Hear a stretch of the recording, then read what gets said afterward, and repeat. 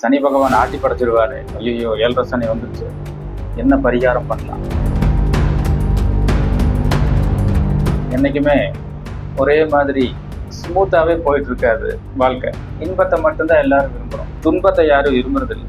நீங்க யாராவது துன்பத்தை விரும்புறீங்களா?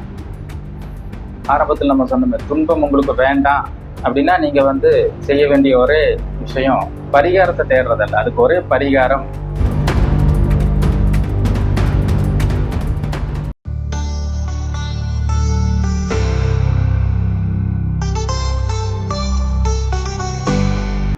தெவிட்டாத ஞான தெளிவையும் காட்டி ஐம்புலன் தன்னை அடக்கும் உபாயம் இன்புறு கருணை இனிதன கருளி கருவிகள் ஒடுங்கும் கருத்தினை அறிவித்து இருவினை தன்னை அறுத்திரில் கடிந்து தத்துவ நிலையை தந்தனை ஆண்ட வித்தக விநாயகா விரைகழல் சரணி. குரு பிரம்மா குரு விஷ்ணு குரு தேவோ மகேஸ்வரः குரு சாட்சாத் பரபிரம்மம் தஸ்மை ஸ்ரீ குருவே நமः. அசதோமா ஷட்கமய தமசோமா ஜோதிர்கமய மிருத்யோமா அமிர்தம் தமய.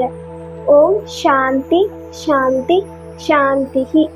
எம்மை பொய்மையிலிருந்து மெய்மைக்கும் இருளிலிருந்து ஒளிக்கும் நிலையாமையிலிருந்து நிலை பெற்றிருக்கும் இட்டுச் செல்வாயாக. ஓம் சாந்தி சாந்தி சாந்தி. அன்புள்ள ஆன்மநேய அன்பர்களே வணக்கம். இறையருளும் குருவருளும் என்றும் உங்களுக்கு குறித்தார்கள். இன்னைக்கு சத்சங்கம் சமய வகுப்புல நம்ம பார்க்க போற பாடம் ஜெகத்குரு ஆதிசங்கரர் அருளிய பஜகோவிந்தம். இன்னைக்கு 3வது பாடல். நளினி தலகத ஜலமதி தரலம் தத்வ ஜீவித மதிசய சபலம் வித்திவ்யாய் விமான கிரஸ்தம் லோகம் சோக தஞ்ச சமஸ்தம். அதுக்கு என்ன அர்த்தம்னா, தாமரை இலையின் மேலுள்ள நீர்த்திவலை மிகவும் சஞ்சலமானது, அதுபோலவே வாழ்வும் அதிசயிக்கத்தக்க வகையில் சஞ்சலமானது. உலகம் முழுவதும் நோயாலும் அகங்காரத்தாலும் பீடிக்கப்பட்டதென்றும் துன்பத்தால் ஆக்கிரமிக்கப்பட்டதென்றும் உணர்வாயாக. தாமரை இலையில தண்ணி ஒட்டாது, அப்படி அந்த பக்கம் இந்த பக்கம் உருண்டு உருண்டு ஓடும். அது மாதிரிதான் வாழ்க்கையும் சஞ்சலமானது. ஒரு பக்கம் நிலையா நிக்காம மனசு அலைப்பாயறதான் ஜெகத்குரு ஆதிசங்கரர் எப்படி குறிப்பிட்டார். தாமரை இலையின் மேலுள்ள நீர்த்திவலை, அது போலவே வாழ்வும் அதிசயத்தக்க வகையில் சஞ்சலமானது. அதிசயத்தக்க வகையில் ஏன்னா இந்த இயற்கை, சுவாமி விவேகானந்தர் சொல்றாரு, நம்ம நினைச்சிட்டு இருப்போம் எல்லாருமே விரும்புறது சுகத்தை மட்டும்தான், இன்பத்தை மட்டும்தான் எல்லாரும் விரும்புறோம், துன்பத்தை யாரும் விரும்புறதில்லை. நீங்க யாராவது துன்பத்தை விரும்புறீங்களா? ஏன்னா ஜாதகத்துல 7.5 சனி வந்துருச்சு அப்படின்னாலே எல்லாத்துக்கும் ஒரு பயம். ஐயோ 7.5 சனி வந்துருச்சு, என்ன பரிகாரம் பண்ணலாம்? எப்படி இந்த துன்பத்திலிருந்து கஷ்டத்திலிருந்து சனி பகவான் ஆட்டி படைச்சிருவாரு, எங்காவது போய் ஜோசியம் பார்த்து பரிகாரம் பண்ணலாம் அப்படின்னு நம்ம துன்பத்திலிருந்து எவ்வளவு சீக்கிரம் அதிலிருந்து விடுபட முடியுமோ அவ்வளவு சீக்கிரம் விடுபடணும்னு துடிக்கிறோம். ஆனா சனி பகவான் நம்மளுக்கு கஷ்டத்தை கொடுக்கறது மூலமா, ஏன்னா நம்முடைய பாவ வினைகள் செயல்படுற நேரம் அது. அந்த 7.5 ஆண்டு காலம் அப்படிங்கிறது சனி பகவான் சோதிச்சு அப்புறம் சாதிக்க வைப்பார். என்ன, சோதனை மூலமா தான் சாதனையும் வரும். பல வேதனைகளுக்கு அப்புறம்தான், பல சோதனைகளுக்கு அப்புறம் தான் சாதனை வரும். இந்த உலகத்துல சுகம் மட்டுமே இன்பம் மட்டுமே இருந்தா நம்ம பக்குவம் அடைய மாட்டோம். ஒரு சிலை செதுக்கப்பட்டாதான், ஒரு கருங்கல் செதுக்கப்பட்டால்தான் அது சிலையாகும், சிற்பமாகும், வழிபடத்தக்க சிற்பமாகும், அது இறைவனுடைய திருவுருவமாகும், செதுக்கப்படும். அந்த மாதிரிதான் நம்ம செதுக்கப்படணும். நம்மளுக்குள்ள தெய்வீகம் மலரணும் அப்படின்னா, சுவாமி விவேகானந்தர் சொன்ன மாதிரி உன்னை இயற்கை அப்படியே என்னைக்குமே ஒரே மாதிரி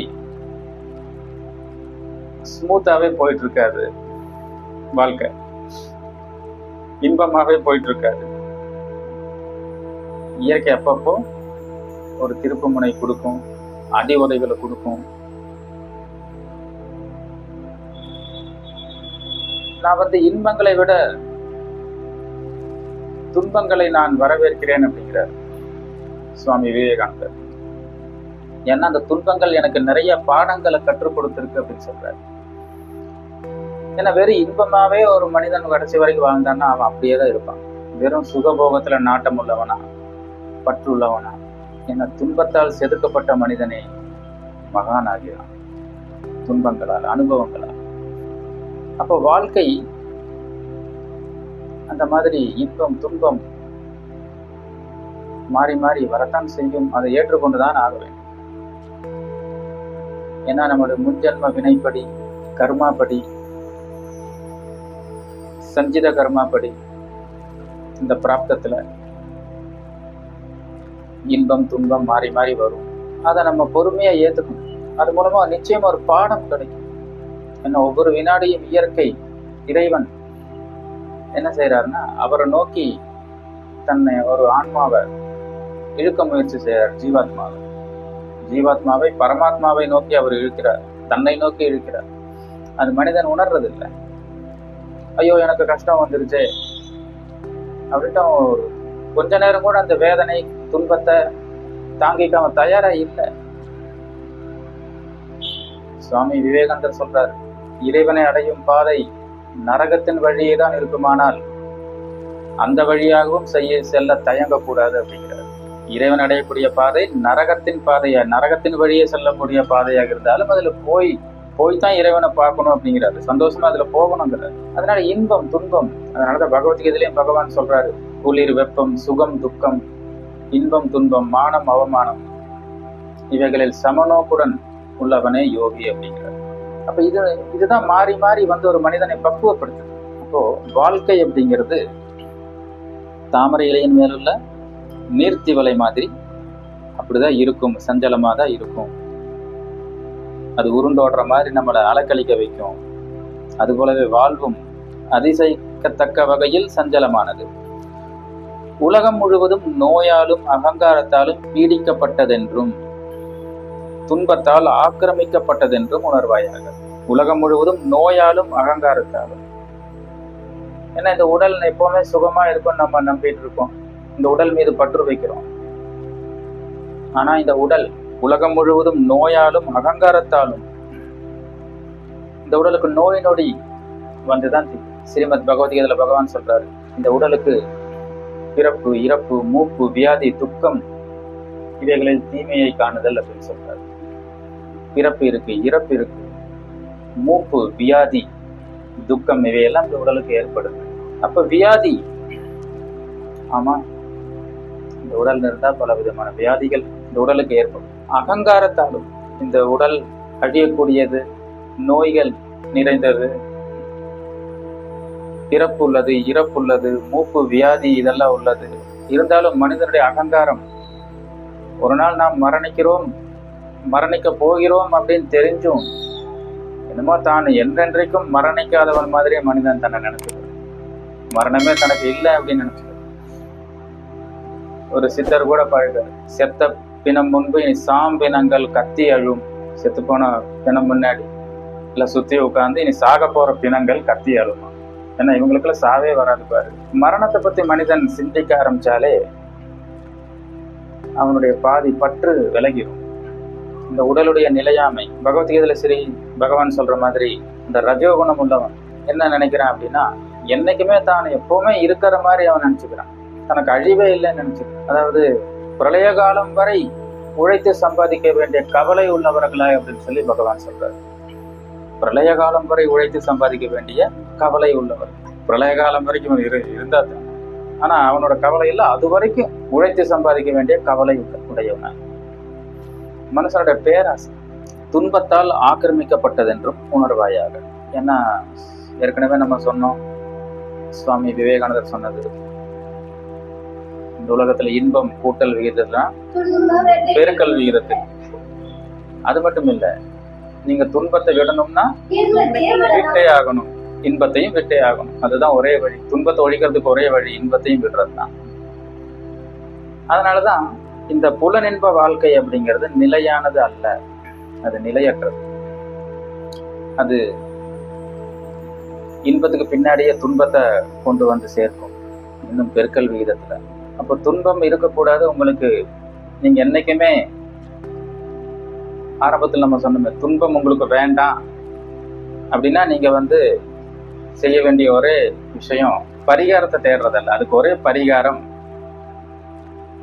இறைவன் தான். இறைவனை சார்ந்து ஆன்மீக வாழ்க்கை,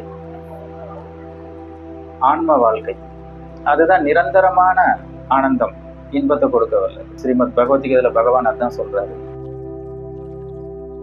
புலன்களால் ஏற்படக்கூடிய இன்பங்கள் துன்பத்திற்கு காரணம்.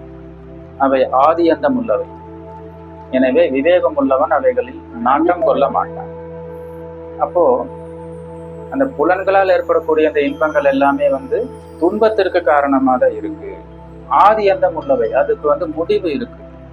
அதனால இதையெல்லாம் நம்ம உணர்ந்து மகான்கள் காட்டிய வழியில ஆன்மீக வாழ்க்கை வாழ்ந்து சர்க்குருவை சரணாகதி அடைந்து ஞான தீட்சை பெற்று ஆத்ம ஞானம் அடைஞ்ச வழிய இந்த துன்பங்களுக்கெல்லாம் ஒரு முடிவே இல்லாம தான் இருக்கும்.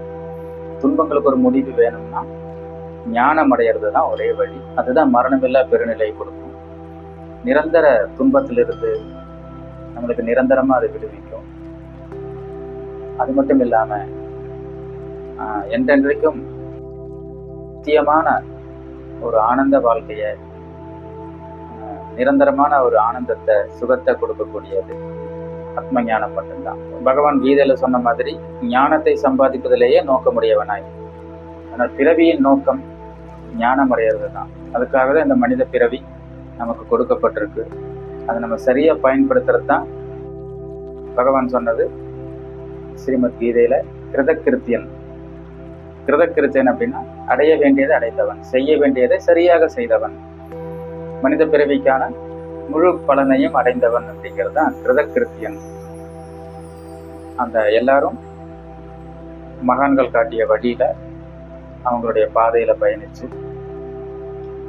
எல்லோரும் கிருதக்கிருத்தியனாக வேண்டும் அப்படிங்கிறது தான் இந்த பாடலுடைய நோக்கம். இனி அடுத்த பாடலை அடுத்த சமய வகுப்பு சத்சங்கத்துல பார்க்கலாம். சர்வே பவந்து சுகினः சர்வே சந்து நிராமய சர்வே பத்ராணி பஷ்யந்து மா கச்சித் துக்க பாக் பவேத்.